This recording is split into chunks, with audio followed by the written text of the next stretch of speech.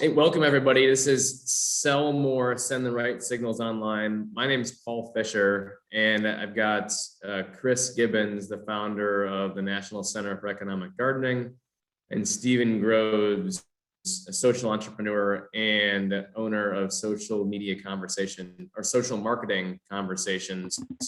I'll do a bit more of an intro for them in a moment, but thanks for joining us today. We've got a great event that's here to really teach you about some of the digital signals that can help you drive more sales. And we'll also talk about a program that you can tap into that can get you access to reports and data like Stephen will share, which we'll cover at the end. I'm going to go ahead and share my screen here for a moment just to kick things off.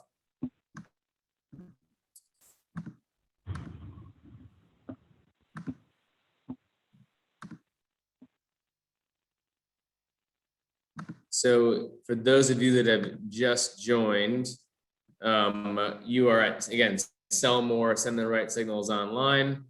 And what we're going to cover today is first, really want you to meet the speakers, get a sense for their expertise, who they are, and then why they can help you. And then second, we're going to dive into the digital signals that you can tap into to drive sales. And then finally, at the close, we'll talk about a strategic research program that's powered by the National Center for Economic Gardening that both Stephen is associated with, Chris is the founder of, and then I run a program here in Southwest Ohio, in Hamilton County, Ohio, that works with Chris to connect entrepreneurs to him and his team. So first and foremost, really just want to make sure you know who the speakers are that you're going to be connecting with today. Stephen Groves, he's a social entrepreneur, owner of Social Marketing Conversations. He's also the author of the ROI of Social Media, which was published by John Wiley & Sons. And he's done thousands of engagements, both with the National Center for Economic Gardening and with his own business, focused on helping companies improve their digital presence. And so you can tap into. Second, Chris Gibbons is the founder of the National Center for Economic Gardening. It's a grow your own approach to economic development. He's been at this for about 40 years. He founded the National Center for Economic Gardening based off of this concept that you can really focus on empowering the strong innovations in your local communities and empowering them to find markets outside of their local area. And that drives revenue and thus job growth for communities. His work's been featured in a number of locations, with the International Economic Development Council, with Harvard, among many other sources. So looking forward to talking to Chris at the end. And then my name is Paul Fisher. I'm the Director of Innovation at Hamilton County Development Corporation, a top 10 incubator in the world located here in Cincinnati, Ohio. And I just love helping companies tap into great growth resources. So with that, I'm actually going to turn it over to Stephen, and we'll just cut to the chase and tap into his expertise and knowledge as how sales can be driven by the right digital signals that you send. Stephen, I'm going to shift over sharing to you. Or I'm going to unshare.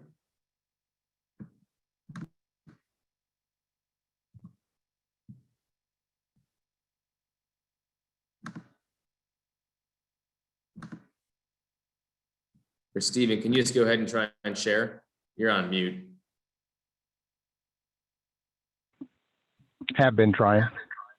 You have to unshare, I think. Why isn't it letting me unshare?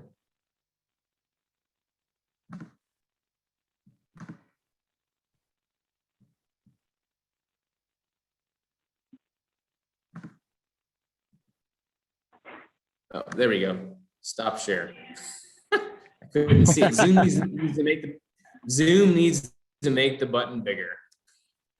Absolutely. Absolutely. All right. Good morning, everyone. And gosh, I'm just thrilled to be able to spend the time with you today.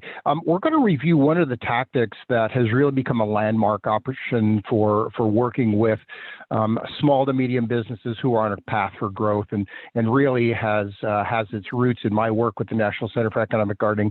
I call it Preznc Report. But what it is a collection of these signals that we're going to jump into, and you'll see how they sort of help us understand what are we doing, what are our competitors doing, and where do we need to make investment to be able to compete effectively. This is an example. We're trying to build a site for sales. And what we're doing is we're going to start collecting these signals, is what I call them. These are signals that help us understand what's going on with your company, what's going on with your competitors. This is one of the more technical tables that we're working with. It starts with being able to help understand what's on this chart. We use color coding. So the colors for each row indicate the highest or best value in green, or the lowest or least value in red. So that's what this chart is going to show us, is we're going to understand relative to our ability to build a website, to have a website that shows up in search. These are the kinds of things that we want to take a look at. What we're going to do is look at each one of these kinds of signals, talk about how they impact things.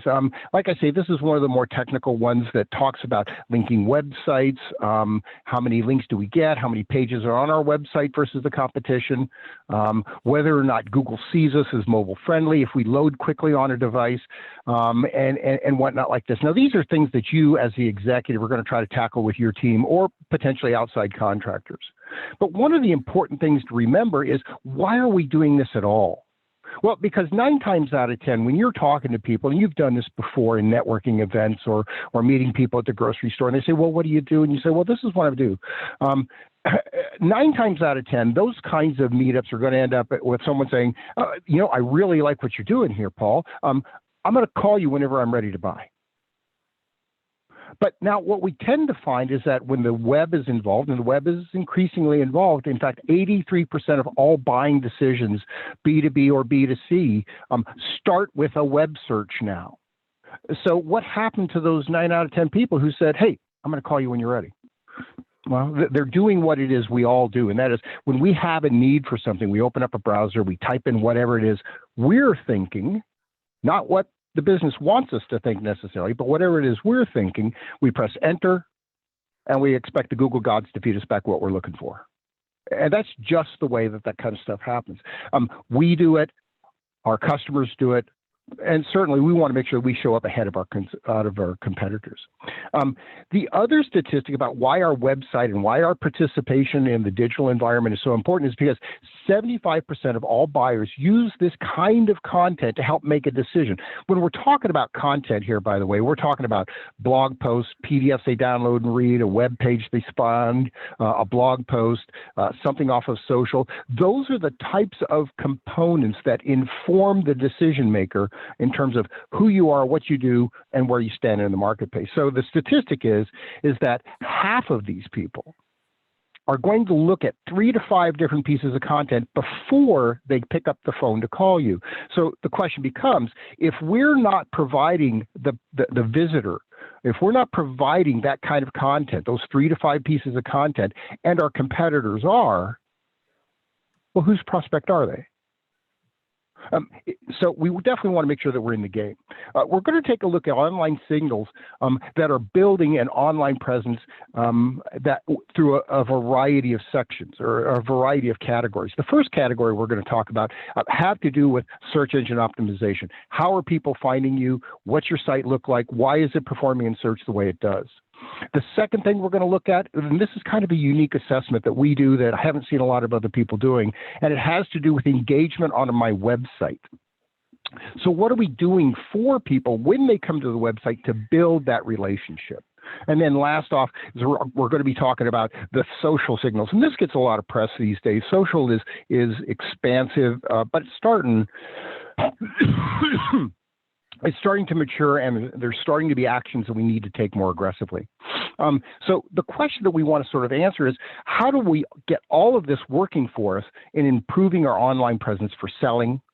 And if we're talking about selling, of course, we need to prospect, we need to nurture prospects, we need to connect with people when they're ready to buy.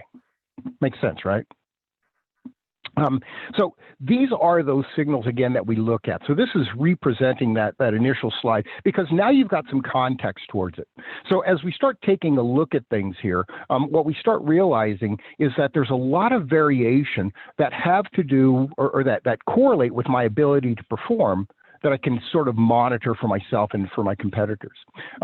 What we do is align them first in what we call domain authority order. Now, this is a ranking by Moz. Moz is a company that has an algorithm, a process where they've been attempting to unravel the Google algorithm. They're doing okay. They're doing a pretty good job. Now, Google took the PageRank algorithm and they shuttered it. We don't get PageRank anymore. So domain authority is a similar kind of a ranking on a scale of 1 to 100.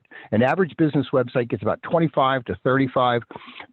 So we take everybody's Moz domain authority ranking because it gives us a pretty good indication of how well that domain, not just that page, but the entire domain of pages, performs in search.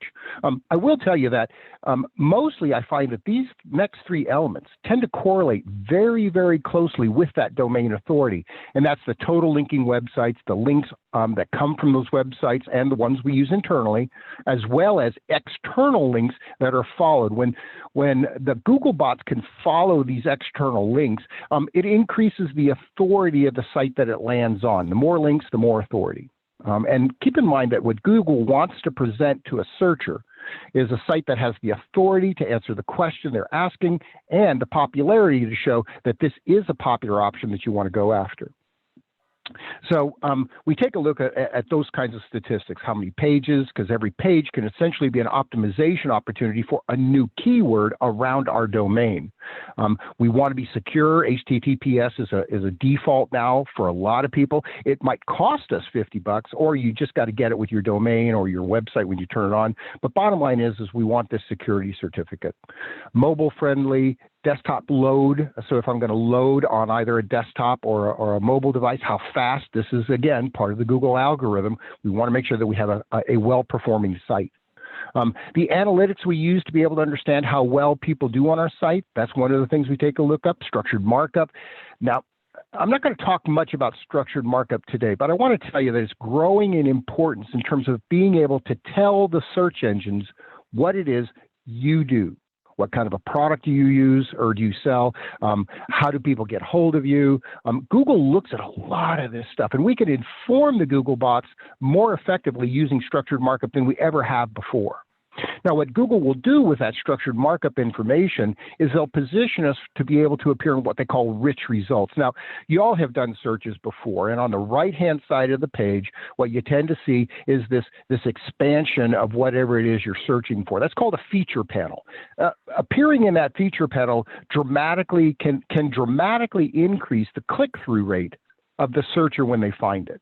So we want to participate in that, and structured markup is the way we tell Google what's on our site so that we can show up more often in those rich results panels.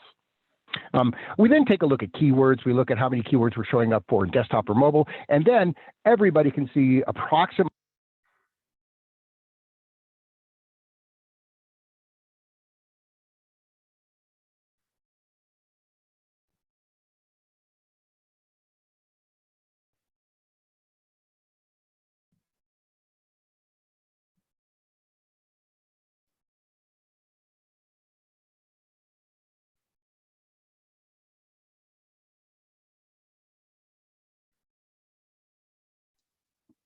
Well, that was awkward.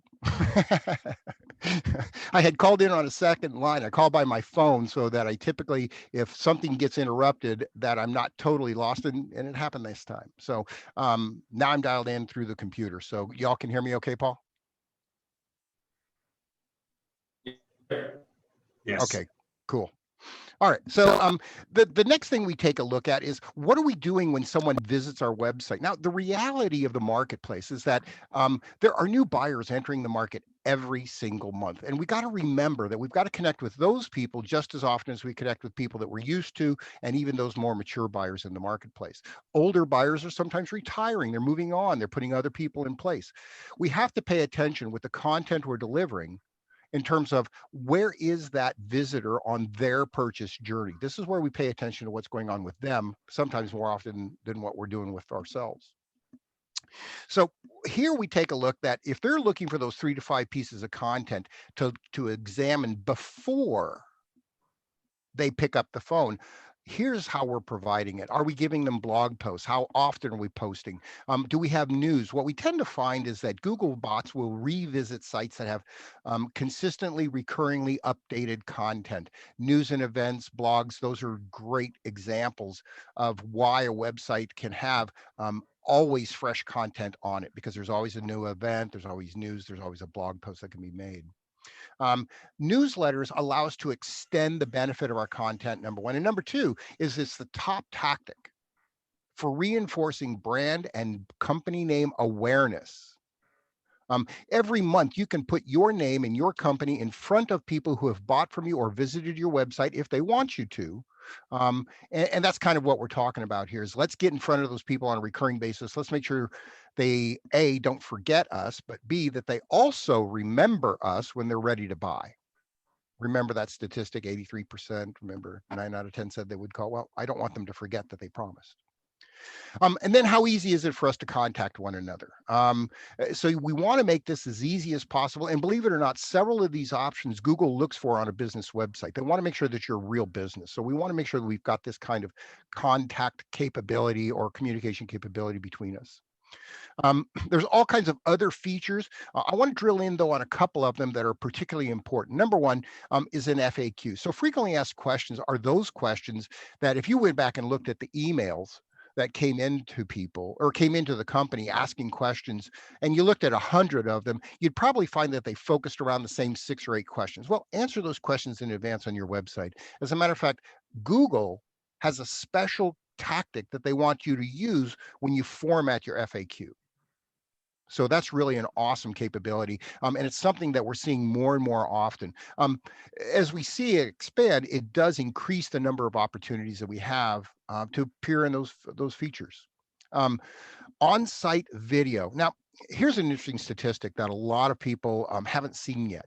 It's that Google's YouTube is the #1 visited website on the internet after search itself. What that means is that once people are looking in search, then they start looking whether or not there's a video that talks about that same product, service, or whatever it is they're searching for. When you have that video available, you, again, increase your opportunity of being found and people understanding what it is you're doing. I tend to prefer that I've got something findable on YouTube, but then I also want them to come back to my website to actually view the video if I can. There's a couple of tactics that you can use to do that. Shopping carts, if you can sell online, do so. Now, these social icons at the bottom, I'm going to talk about real quick too, because when you put one of those icons there and you have a visitor to your website and you make a click and they click on the Facebook or their LinkedIn or the Twitter and they go to a page that has nothing on it, I'm thinking we haven't impressed them. What we want to do is we only want to put those icons up there that we are actively involved in, because those icons essentially represent a promise to the visitor that if you want to engage, come talk to me here. And when you put up an empty site or an empty page behind that link, it's kind of awkward. Now, you have to pay attention to B2B and B2C in different contexts. The audiences are different, the marketing drivers are different, the content strategy we use to approach them are different, the social platforms are different. I'm not going to go through all of these, but the bottom line is that when we look at B2B buyers, they want you to help solve a problem or reduce risk. Consumers, on the other hand, are focusing on the products and service, and they're going to make a decision right away. B2B buyers oftentimes go through this multi-step process, which is why we need a sales team to deal with them.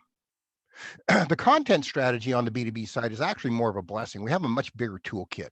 We can actually put more things on our site that matter.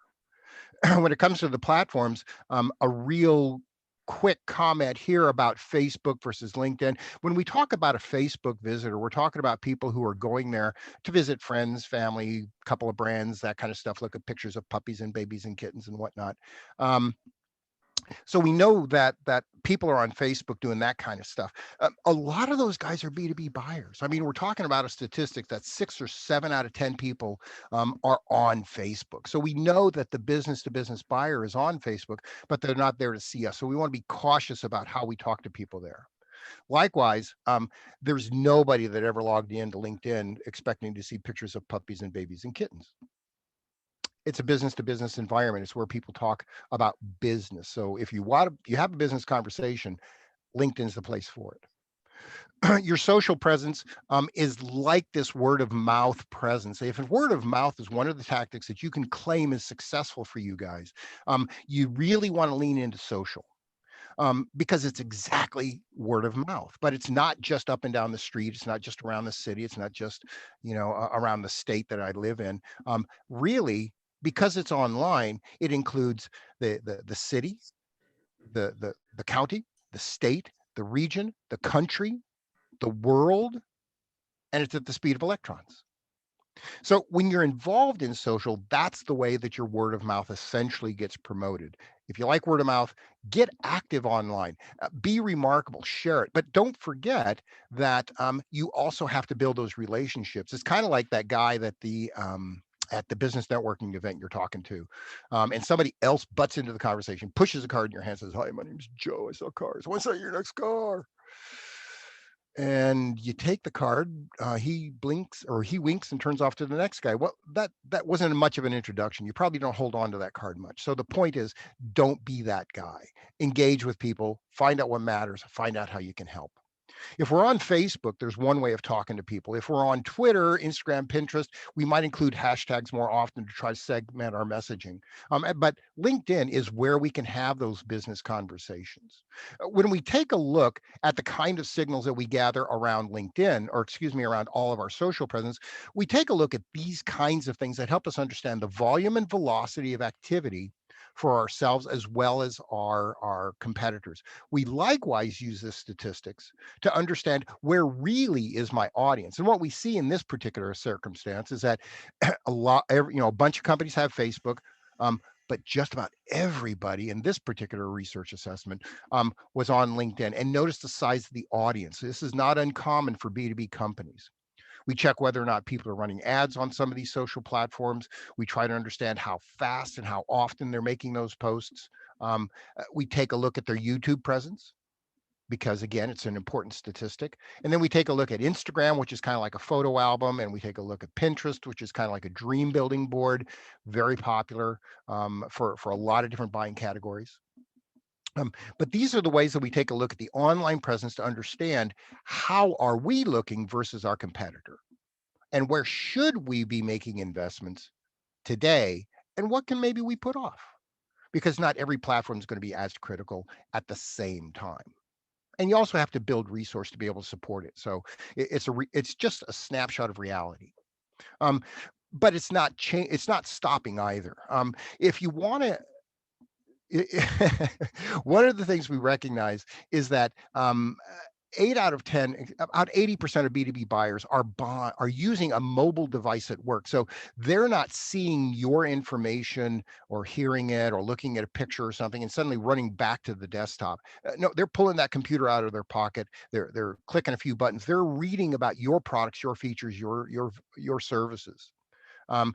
A lot of these guys are using smartphones, and 80% of them are using those kinds of devices on a tablet in the evening. So this is important statistics to remember, that while we're off work, they're not necessarily done looking for the stuff that they need to run their business. Voice is really coming into play too. We're starting to see voice used more often. 40% of all adults now use voice search at least once a day. They expect it to be 60% plus of all searches in the next several years. So that means that we have to start preparing for that. But if you think about it, if you've used voice search before, the question you have to ask is, if I'm using a voice search, am I looking for a result of 10 lines, or do I just want the answer? And usually we just want the answer. So how do we become the answer for the things that our customers are looking for? That's the challenge ahead of us. As we move forward into the assessment, we also take a look at some of the keywords we might use when we're talking or when we're building our website. We do an assessment that takes a look at not just your keywords, but we collect all the keywords from all the competitors. We then do some research based upon the content or based upon an interview between us that we can then go out and look for some of these keyword phrases that might be better suited for us. We understand what their search volume is. We understand how difficult they are to rank for organically. If I want to buy an ad, I understand how much that ad might cost and how competitive that ad might be. If they're keywords that are national, but I only really need the local stuff, we take a look at that. And then this is the real result of that structured markup and rich results. These SERP features are the rich results that Google can present in a search. The click potential shows what happens when I appear in search organically and I appear in the feature. And what we find is that we're going to get a 20 to 100% click-through rate increase. At least that's the projection for it. So I think it's fascinating in terms of what we're able to find in terms of keywords that we might use. And those keywords can be used for quick results if I want to do a pay-per-click. They can be used in longer term results if I'm building my website and adding content and looking to improve my SEO. But they can also be used very selectively in a digital PR campaign that will, A, give us some near-term benefit and give us some long-term expected result. So it's a great tactic. So what we tend to find is that as we look through, I'm going to back up 1 second, because what we're looking at here is this particular client, we looked at about 15,000 keywords. And what we found out is that of the 15,000 keywords, 98% of them had less than 1,000 searches a month. 82% had less than 110 searches a month. This is not terribly uncommon, but it does tend to demonstrate that we're very much in a long tail. Now, if you've not heard about the long tail, there's a great book by Clay Shirky that talks about how we leverage this stuff. This graph in the upper right-hand corner is the Pareto curve. It's an 80-20 representation. We may not be part of this popular frequent search area. Today, you know that a lot of those searches are going to be around the pandemic, some are around sports, politics, all that kind of stuff. We're not going to be part of that oftentimes. Our customers usually look for us out here. Now, in this example, in the lower right-hand corner, we've got a blue line that shows us how many searches were conducted for any given keyword in the survey. The orange line shows us how many keywords there are in that tier of search. And what we're talking about is in this survey, we looked at one keyword that had 450,000 searches, but only one keyword. It'd be great to be found for that keyword, but reality is that a little bit further down the line at 480 searches, we have 225 keyword candidates we might want to evaluate.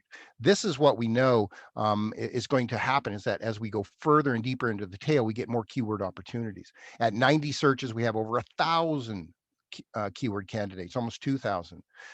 And as the searcher progresses into this graph, what we know is that their intent increases.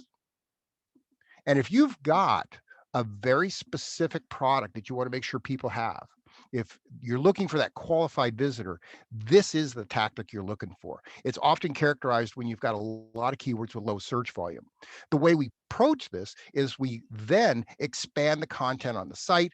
We include specifics for the searchers. This is where the rich results come into play again.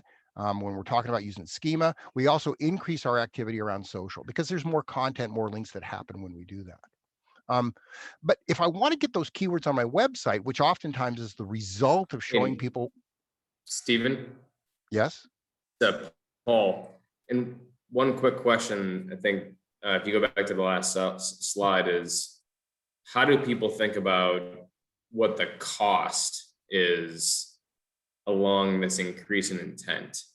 I mean, so for example, at the higher volume, is that going to be a higher cost typically for buying that keyword if you're going to go and try and have a search engine marketing strategy versus ones that are further down the line? Is that, I mean, can you provide some perspective on that?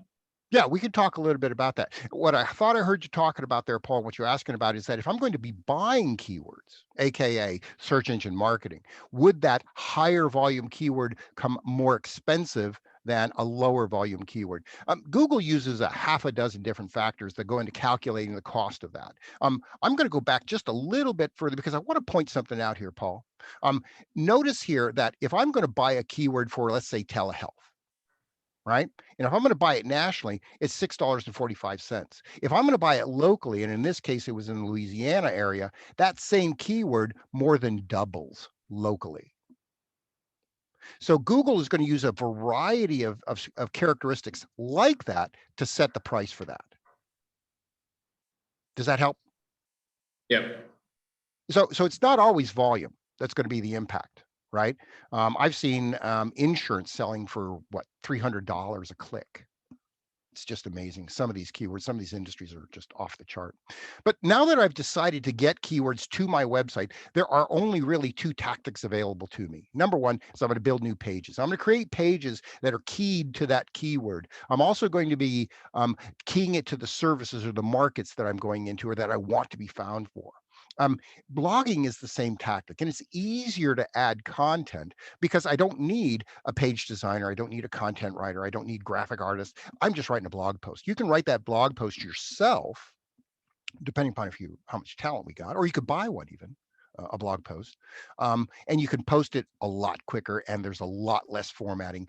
It's a really great way of adding keywords. In fact, it's the number one tactic, adding keywords and adding support to our SEO. But my blog can also handle lots of other kinds of content that I don't necessarily have to build a page for. Once I've decided the content that I'm going to post, I start recognizing that there's no one at Google looking at my website over here and looking at a page of keywords over here going, no, not doing anything around automobiles, not baseballs, there's no one doing that. It's a machine that's doing it. It's a bot. It's an algorithm. So the bot is looking for these kinds of things in specific locations to try to get an understanding of what is this page about so they can index you correctly. So we want to put it in the page URL. We want to put it in the H1 and H2 tags or the title and heading tags on the page. We want to put it in the body text several times. And once we do that, the Google bots start understanding what it is we're about. But this is also where we can augment some of that with the schema.org and the structured markup. But pay attention because search is not standing still. Later this year, Google has announced that they are going to be using your mobile version as the first point of indexing. And then they'll index the desktop and all the rest. Well, it won't be very long before we start looking at, well, how are we going to optimize for that inevitable growth to voice actuated search? So you got to pay attention to these things as they continue to evolve. At the end of this whole process, we come up with some ideas, and these are just ideas. These are not mandatory at all. But what we do want to do at the end of our engagements is try to make sure that you've got something actionable. So we advise you that number one, you're planning for a marathon, it's not a sprint. We introduce the idea of using campaign format for your marketing so you can get a continuous improvement. And then we identify campaigns that you might execute in any of the three areas that we work in. Number one, on site, number two, earned, or number three, paid media. So at the end of the process, you actually have something you can go back to your team, sit down and start talking about and planning. And you have a baseline because you've seen some of the tables we use. You've got a baseline that shows you where are we today, and now you can set your targets for the future. How you get this done is you can do it yourself. The signals that you've seen in the tables are all available to people. If you want to use some free tools or low cost tools, you can do it yourself. You can do the assessment, et cetera. Mind you, the expertise that HCDC and economic gardening and my company bring to the table are going to improve your options.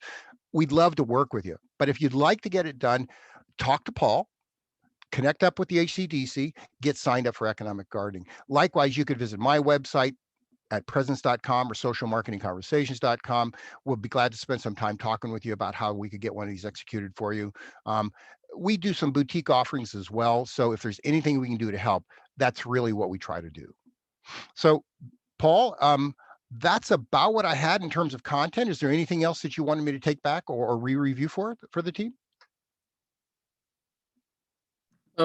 Yeah, so one thing I would love for you to go into a bit more is how might somebody go and tackle some of these things? So obviously they can come and work with HCDC, work Yeah. with Well, here's what I'll tell you is Chris, the National Center, and get connected with you, companies that we can work with, right? So like you've done a great job of outlining what the approach is, and there's tons of data here, right? And so how so A, what I love about it is you've kind of let us under the hood and shown here's a structured way to address the three signals, to create an action plan to go about tackling this on your own. What will be further advice that you might have to say, hey, you know, since it's a sprint or a marathon, not a sprint, you know, should someone tackle one area first and then move to the next one? So should they start with, hey, let's drive more links from reputable sources to our website as a first step, and then let's go and think about what's the right way to do a blog campaign or a newsletter campaign? How would you recommend that someone kind of structure that strategy and then the tactics behind the strategy? Yeah, I get that question a lot.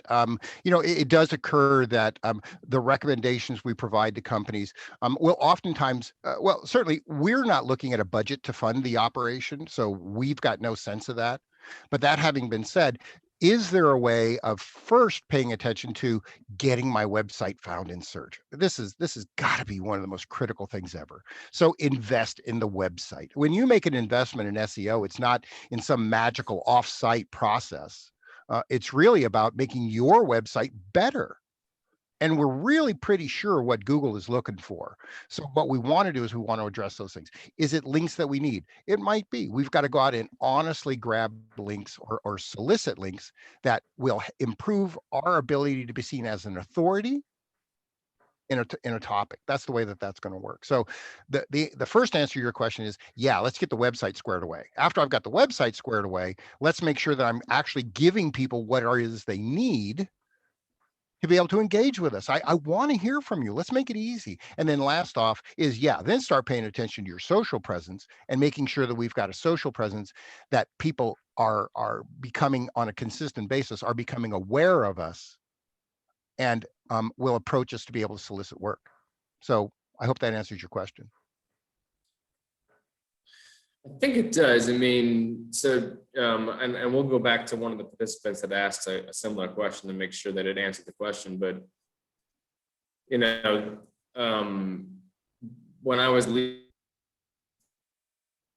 leading a brand at a bigger company, we actually had this exact problem, frankly. And we couldn't go and fix the website very easily. But what we could do is we could go, and instead of having PR campaigns, writing blog posts or writing things in print magazines, we could completely refocus our efforts to get as many earned links digitally back to our website, right? So so that was like step one. Let's get as many people as possible linking to our website from reputable sources, and that could help us then at least make progress on step one. Step two is then, all right, now let's go work with our agency and global team or whoever, right, to like fix the website, right, and actually make sure it's sending the right signals. And then we can move to step three, which was, as you said, you know, making sure we're actually being the answer for what our customers and consumers want, right? Yeah, right on. Kelly, does that answer your question as it relates to maybe a good way to take this information and start to like make progress against it? Perfect. Awesome. Sorry, are there any other questions from people on the line? Because otherwise what we're going to do is we're going to want to move into a little bit more detail on how you could get connected with this resource.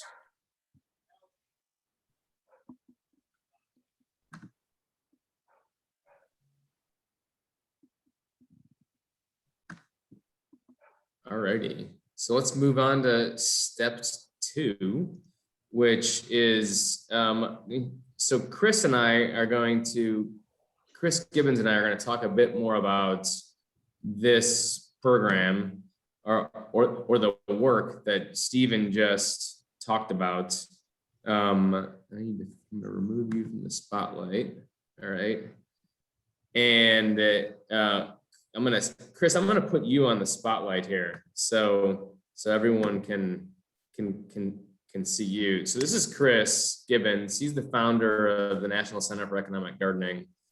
And Chris, Stephen it's actually, before I get into like economic gardening, one of the things that you're going to hear Chris talk about is a great program that can help connect you to a resource that, like what Stephen just shared. And here locally in Hamilton County, Ohio, we HCDC administer this program with Chris. And it comes at no cost to the companies that are selected and apply, because Hamilton County is our benefactor. They're the ones that fund the program. And then we work with you to connect with Chris and Stephen to get access to reports like this that can help drive your business. Ultimately, just makes growth easier for you. And we'll get into that here a bit more. So, Chris, so I guess first and foremost, like, how does someone get access to this information? Well, that's what the program is about. And that's, as you said, you underwrite the program. We still get paid. We get paid by Paul. But I think, as you can see, all that stuff that Stephen was showing you, I mean, it looks really complex, and it is. And Steve's developed tremendous capabilities about how to look at websites, but you don't have to do that. That's what we do. That's what the program's about. You just have to tell us what your company's about and what your issues are about, and we go to work for you. This is one of a number of sophisticated tools, and that's the basis of the program. Is those tools are all corporate level tools. The big guys have all of these things, you know, the Krogers and P&Gs, and you know, those people have these tools and they're using them. The small guys who are growing need them just as bad. But they don't usually have access to them, and most of the time they don't even know they exist. That's the program that we invented, is to move those high-level sophisticated tools down so that the small growing guy can get them, but you don't have to learn them. You just have to, you know, enroll in the program, and we do it. Cool. So Chris, I got my first degree in horticulture, and I love gardening. I love the name, economic gardening. Can you maybe describe it a bit more? And I'm not lying, I did get my first degree in horticulture. I probably spent more time explaining where that came from. I didn't even name it, to tell you the truth. I went to a presentation by a guy named Phil Burgess. In fact, he was the one that gave us the idea. And he said, you know, standard economic development is you go to another community and you try to bring a company and move into town. It's kind of a version of economic hunting, if you will. And he said, what you really ought to do is stay home and work with your local growth companies and, you know, give them information, give them capabilities to help them grow. He used to say, you know, feed, water, you know, weed and that sort of stuff. And so he said that's kind of like economic gardening as opposed to economic hunting. So it wasn't my term. We just picked up on it. And we said, Phil, that's a really good idea. And then I had to explain it for the next 30 years. Every time I have to tell them, you know, when you do a search on it, put quotes around it. Otherwise, you're going to get vegetable gardens. That's a great tip. So yeah, so you went into it a bit more, but why does it exist? I mean, you talked about hunting versus gardening, but like at the core, why does the program exist? Well, there's two things. One is when I was working at the city of Littleton, Colorado, when I created this program 30 some years ago, and there were 7,000 people laid off at that time. Martin Marietta, who's Lockheed Martin today, this was like 87, 89. So if you remember, this is when the Berlin Wall came down, the Soviet Union collapsed, and they were talking about, we're going to have this big peace dividend, all this money we've been spending on war, we're going to spend on the country. except we were in the war business. We were building missiles out there, and they laid off 7,000 people. So that was the impetus for doing this. But there were sort of two facts that we stumbled into real early. One is that 80 to 90% of all jobs are created in a community. Whether you do anything about it or not, that's an established fact. 30 years ago, we found that out. The other thing we found out is this little small narrow group, of which probably is mostly of you that are online today, the stage 2 companies, so that's 10 to 100 employees, 1 to 50 million in sales, those people are about 15% usually in any community, and they're creating about 40% of the jobs. So that ratio, 15 to 40, that's a lot of bang for the buck. So that's what the program focuses on, is helping those local growth companies, stage 2, not stage 1, not the mom and pops and the Main Street and local market folks, or not even the distress folks. We're not set up to solve the distress problem. We deal with COVID this year, obviously we had to deal with it, but normally if you're financially distressed, there's other programs to help you. But it's that stage 2 that says they really are driving the wealth in a community. They're the people that are selling to the external world, bringing money in, they're growing, they're adding jobs, they're adding wealth, and that's what the program's about. Those two facts, local, stage 2. Awesome. So, companies that are local, stage 2, they get access to pretty high level corporate databases that can be relatively or pretty expensive when you assemble them. People got a preview of what one of the deliverables would potentially look like and the expertise that can be brought to it. Can you go a bit more into what some of the principles and the concepts that really capture the program? Like, so kind of the how, like how does it work? Yeah, there's actually several things in there. One of the biggest ones is this issue of commoditization. If you're selling something that is exactly like somebody else, we always talk about salt. You sell it for $2 and I sell it for $1.80. That's a short conversation in the consumer mind. It's like, it's salt, it's exactly the same. I'll take the cheapest price. And so anything that gets commoditized, the way you win is have the cheapest price, and the way you have the cheapest price is drive your expenses down. And so that means you're driving your wages down. You want lower taxes, you want lower electric, all of that sort of stuff. And ultimately, the competitors got to stay in the game. So they then lower their costs, they lower their price. And so you're now not selling them. And so you lower your cost, and you lower your, that's a race to the bottom. And so one of the things we talk about all the time is to get out of that, get into innovation side. Innovation's where the money is. You look around the country of all the cities that are doing well, they're innovation cities. The Bay Area, Seattle, Denver, where I live, Boston, Atlanta, places like that. But it works also at any scale, at any city, at any kind of company, is export innovation. Another principle we use all the time is that because we're driven about sales, and assuming, that's usually your biggest problem too. And so, I lost my train of thought.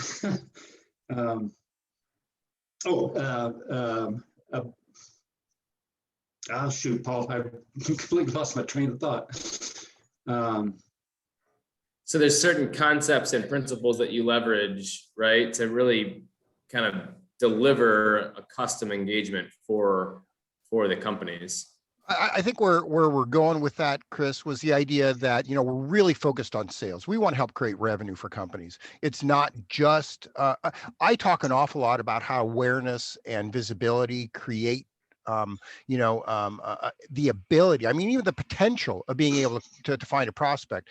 Chris is just as focused on that question all the way down to the point where, give me the check. It's time to move on, right? Yeah, and I now thought about where I was headed with that. This issue of sales and stability and volatility. Right. So selling in stable environments is hard. We got a guy that we know and we like what we're doing, and you go call on them. It's going to be hard to convince them to change. It's a career risk. But if you sell where volatility is going on, where new CEO came in, or we got bought out, or we got sued, or, we're expanding a new product. There's some kind of change going on. Everybody's got a shot then. Everybody goes to ground zero on that. So even though we generate these big lists, these universal lists, most of the people in that list of the profile who we're looking for are not in the market. There's this little small group that's in the corner that's actually in the market on any given day. And there's a sales window that opens up. They, for whatever reason, have said, we need to solve this problem. And that we're now starting this search, and we're getting online, and we're looking at who's out there. And that sales window may be, maybe weeks, maybe months, because they're collecting information, trying to get a short list, and trying to make a decision how to do it. It might be as tight as we work with oil companies, petroleum companies. It's sometimes 24 hours. Those rigs, when they're drilling, are about $100,000 a day. And when something breaks on that, they've got to get it out there and get it fixed. And so they're going through this, find who can fix this, make a decision, get them out here, get us back in operation. And it might be 24-hour sales windows out there. Right. So parsing, what you need to think about is who is actually in the market. And then secondly, as being able to identify that, and we have tools to be able to identify that. And then how long is that sales window going to open up for you? Because you got to catch it, when it starts happening, and you got to get your information in front of them, and, hopefully be the one they select. Yeah, and what I love, Chris. You think they're using the web to do those searches, Chris? Which is make it is when they get ready and they get online. You better be ready for them. You got to be prepared. You can't start thinking about it because the clock is turned on at that point. So we've got a question from Kelly online, and she said, in her business, the pandemic level set experts in the workplace, experts, quote unquote. So when the first place is available, we jumped into position as thought leaders. How can they learn about the window of opportunity and how long it is open? Well, we have something that's called listening posts, and that's that ability to go out there and listen to the chatter that's going on. I'll give an example. We had a hospital consulting company, and so we set up a listening post that had these curated sources, but they every day they were getting these articles about two hospitals merging, or a hospital has an internal infection problem, or a nurses strike, or all that sort of stuff. Well, if you're a hospital consulting company, that's the list that you want. I want to know who's got problems out there. And so we talked about a bunch of sophisticated tools that we have. That listening post is in addition to everything that Stephen does. And I was also going to mention, when you were talking about the tools being expensive, another thing we provide is database research, and those are commercial services, anywhere from $3,000 to $5,000 a piece. We have 100 of those services on our team. So we've got tremendous capabilities that we can bring down to the local folks. I don't know if I answered the question, but that's kind of the general trend. Cool.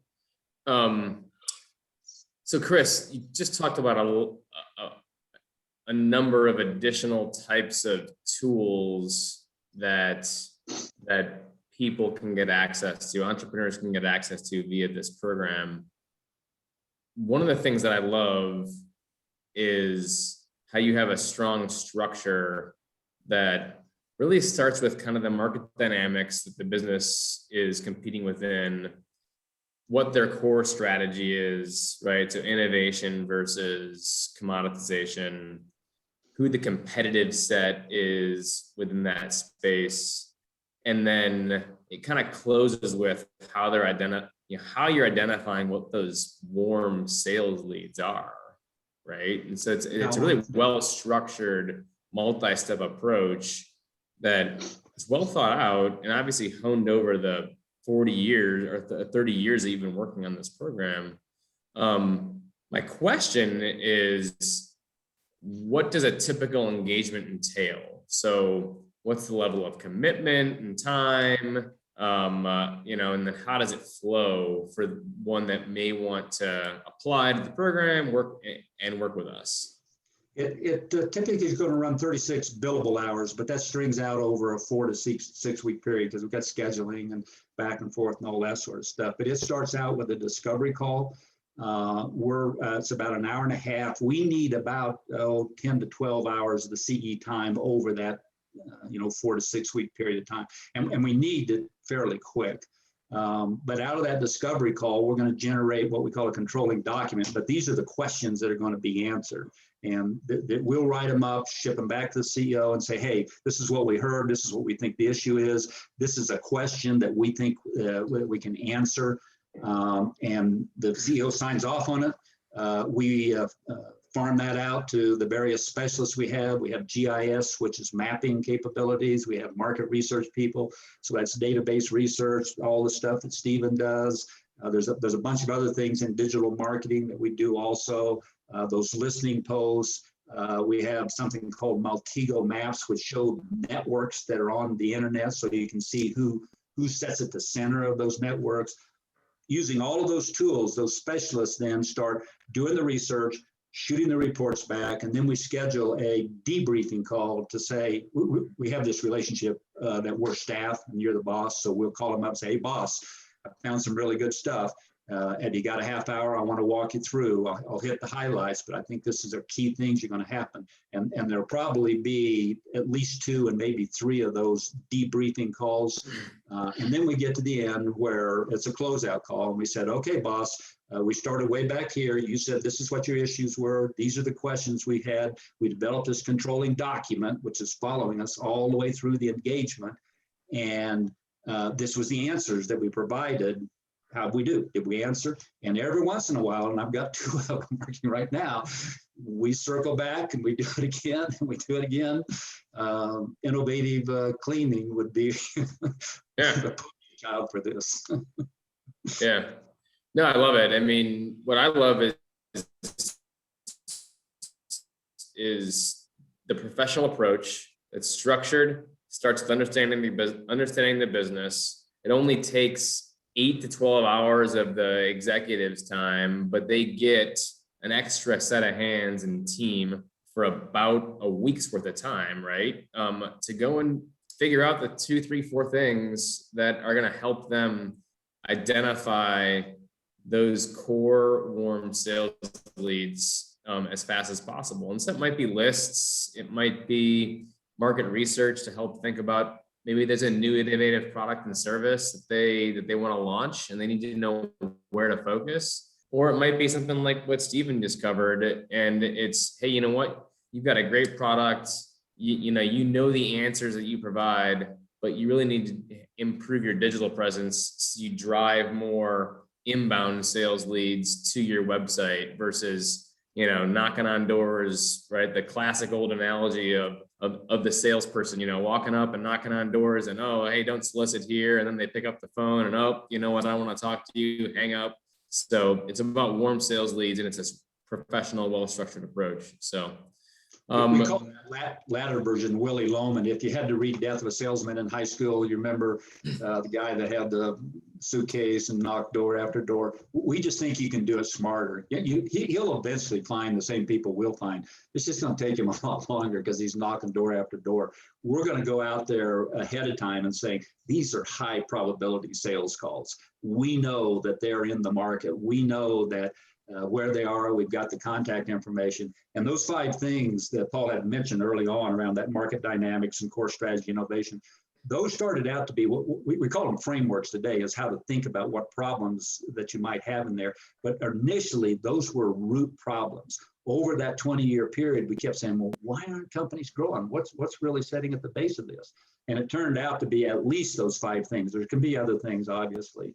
But if the market's not there or your competitors are real strong, that's probably why you're not growing. Sometimes you got temperament issues. A lot of times engineering companies can't market. Not a lot of times, almost all the time. And so that's got a temperament root to it. And, you've got this issue of innovation. Are we innovating our process so that we're getting more efficient on the commodity side? Or are we innovating so that we've got new products and open up that gap between us and our competitors out there? that whole issue of core strategy. If you are in a commodity side and you don't have the lowest price, we can generate lists like crazy. We can find you who's in the market. You're not going to win because the consumer's going, it's cheaper. That's the only decision factor. So if you don't solve that problem, you can't get on down here of making these sales calls. So we've got this set of these 5 frameworks that are real powerful. It took us 20 some years to figure out why companies weren't growing. And we combine that with all these high-end tools that we're talking about here. And usually we jump sales pretty darn quickly. Once you jump sales, then you're creating jobs. And then Paul's job is secure. Which is important. They're more important than my job, but as long as we all do our job, then I think everybody will be happy. We all win. So. Yeah, the company does better, the community does better, Paul does better, we do better, we all win. When you so we're at about time, but what I want to do is just first thank Stephen and Chris for their time. Appreciate you both taking time out and working with us on this. Second, I want to thank everyone that's on the line. Thank you very much for tuning in to this session. I think you found it valuable. I mean, Stephen provided a great framework for how you can go and think about doing this yourself, or you could come and potentially work with us and get access to experts like Stephen. It could be Stephen, it might be somebody else. It all depends on what your business challenge is. And just to reiterate who is most ideal for the program, it's, you know, companies that are around $1 million in sales up to about 50 million. It's a firmer ceiling in terms of, you know, once you're above 50 million, you've got access to these things in terms of your affordability.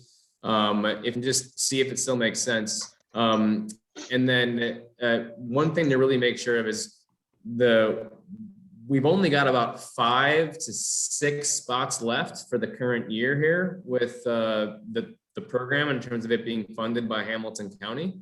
So if you're interested, make sure you reach out to me. My email address is pfisher@hcdc.com. The single last thing you need to make sure you understand is that if you're not in Hamilton County, then we can't work with you right now. It doesn't mean you aren't eligible for an economic gardening engagement somewhere else. We'll connect with you and help you figure out where you might look. But it has to be companies within Hamilton County, Ohio. And so with that, just, you know, does anybody have any questions? If not, we're going to go ahead and adjourn. Let's see.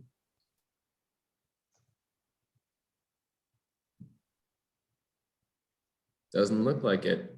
Okay, great. Thanks everybody for joining. Hey.